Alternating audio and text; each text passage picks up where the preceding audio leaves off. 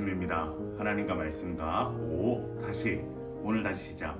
안녕하세요. 김배강 목사입니다. 오늘 아침 함께 묵상할 말씀은 이사야 13에서 15장까지 말씀입니다.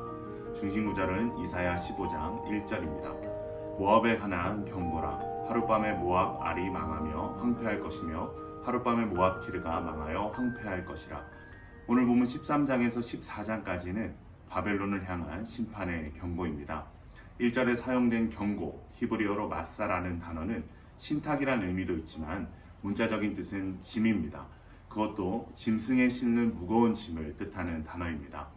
이것은 이사야가 받은 말씀이 굉장히 무거운 내용을 담고 있음을 의미합니다. 13장의 내용을 두 부분으로 나누어 보면 전반부에 해당하는 1에서 5절까지는 하나님의 진노의 군대에 대한 묘사입니다. 2절에 등장하는 민둥산 위에 기치를 세우고 이하의 내용은 나무가 없는 민둥산에서 멀리서 볼 수 있는 깃발을 세우고 소리를 높이고 손을 흔들어 군대를 소집하라 라는 내용입니다. 그들은 어떤 자들입니까? 3에서 5절을 보면 하나님이 거룩하게 구별하신 자들이요 하나님의 명령을 따라 순종하는 용사들이라고 말합니다. 그들은 먼 나라에서 하늘 끝에서 몰려온 군대라고 소개하는데 그들의 숫자가 얼마나 많은지 그들의 소리가 한 나라의 백성의 소리와 같다라고 말합니다. 6에서 22절은 바벨론의 멸망에 대한 예언입니다. 6절에 등장하는 여호와의 날은 악한 자들에 대한 심판과 당신의 백성을 구원하시는 하나님의 심판의 때를 말합니다.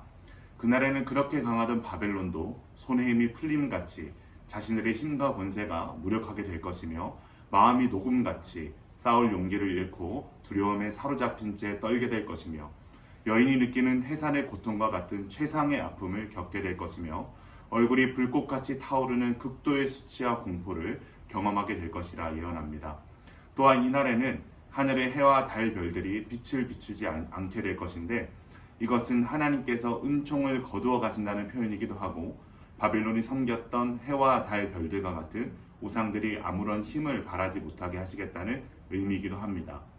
또한 12절에 오빌이라는 당시의 유명한 금 생산지에서 난 금보다 희귀하게 하신다는 표현이 등장하는데 이것은 이 심판을 통해 하나님께서 이들 가운데 있는 모든 교만과 악행들을 완전히 제거하신다라는 의미를 가집니다.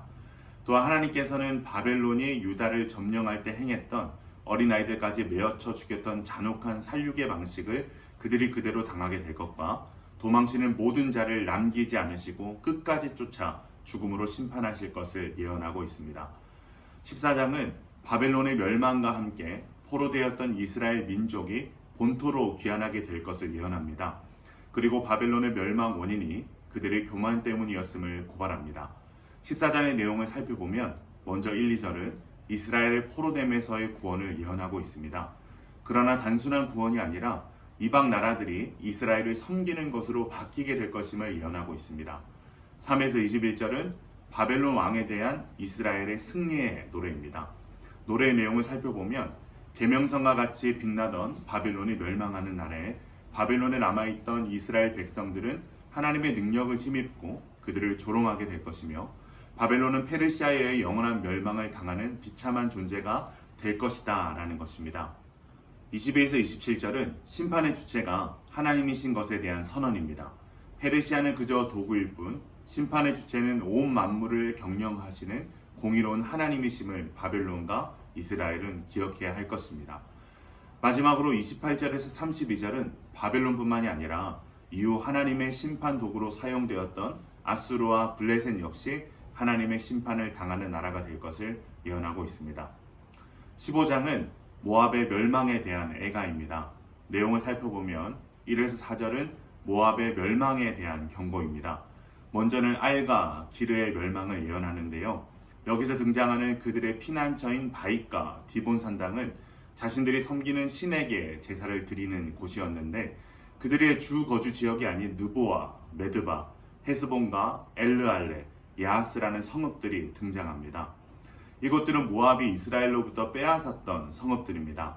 그렇게 이곳들이 모압의 북방 한계선이라고 볼 때에 모압 국민들의 슬피 울부짖는 소리가 모압의 국경 방위 지역까지 퍼져나가 모압 온 땅이 두려움에 사로잡힌다는 의미가 됩니다. 5에서 9절은 모압의 멸망에 대한 이스라엘의 애가입니다. 모압은 역사적으로 바벨론에 의해 패망했다고 전해지고 있습니다. 그래서 모압 사람들은 북동쪽에서 쳐들어오는 바벨론 군대를 피해서 요단강과 사해가 가로막혀 있는 서쪽이 아닌 남동쪽으로 도망을 쳤습니다. 본문에 등장하는 소알, 에글랏, 슬라시아, 루잇, 호로나임은 사해의 남단 동쪽에 있는 성읍들입니다. 그런데 이곳의 식수원인 니무린 물이 마르고 풀이 시드는 가뭄이 와서 마실 물도 가축들한테 먹일 풀도 없음을 성경은 묘사합니다. 이들의 비참함의 소식은 모압 중부 지역인 성읍인 에글라임과 브엘엘림까지 미쳤다고 되어 있는데 이곳은 먼저 피난한 모압 사람들이 지나쳤던 지역입니다. 그렇기에 바벨론의 침공 소식과 이들의 비참한 상황을 들은 후발 피난민들의 심리적 상태는 더욱 불안했을 것입니다. 그러나 이들에게 더 이상 하나님의 자비는 없습니다. 하나님은 이들이 거하는 디몬물에 피가 가득하게 하실 것이며 맹수사자를 보내 더욱 가혹한 심판을 하실 것을 예언하십니다. 오늘 말씀을 통해 얻을 수 있는 교훈은 무엇일까요? 그것은 하나님의 경고를 무겁게 여기라는 것입니다.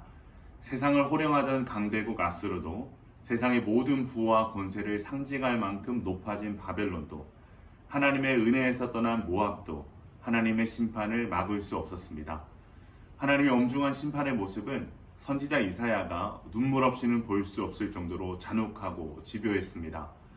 우리는 하나님의 눈에 보이시지 않는다는 이유로 하나님의 말씀을 가볍게 여기거나 듣기 좋은 말씀들만 편식하거나 거부할 때가 있습니다. 그러나 성경은 하나님의 계속된 회개의 공고를 거부한 인간들의 결국은 엄중한 하나님의 심판 앞에서 멸망하는 것이라 경고합니다. 사랑하는 기쁨 가정 여러분, 그렇기에 우리는 영적인 귀를 열고 하나님께서 우리에게 말씀을 통해 경고하시는 메시지를 진지하고도 무겁게 생각해야 되는 줄로 믿습니다. 하나님의 경고는 우리를 심판하시기 위함이 아닙니다. 오히려 회개하고 돌아오는 자들을 용서하시고 받아주시기 위함이요, 하나님의 뜻을 따라 살아가는 성도들에게는 구원과 승리를 약속하시는 위로의 말씀이 되는 줄로 믿습니다. 사랑하는 기쁨 가정 여러분, 눈에 보이는 세상의 어떤 강함도 화려함도 하나님의 심판 앞에서는 하룻밤에 사라질 유한하고 보잘것없는 것입니다. 하나님이 능력이 없으셔서 아무 일도 하지 않으시는 것이 아니라 오래 참으심으로 바라보고 계심을 기억하고 두렵고 떨리는 마음으로 하나님의 말씀을 마음에 두고 살아가시기를 바랍니다. 오늘 우리에게 이 말씀을 주신 하나님의 섭리에는 우연함이 없습니다. 그러므로 하나님의 엄중하신 경고 앞에 굳어졌던 우리의 마음이 돌이켜지기를, 또한 주를 위해 거룩한 핍박을 감당하고 살아가는 성도님들에게는 큰 위로와 소망이 될 수 있기를 주님의 이름으로 축원합니다.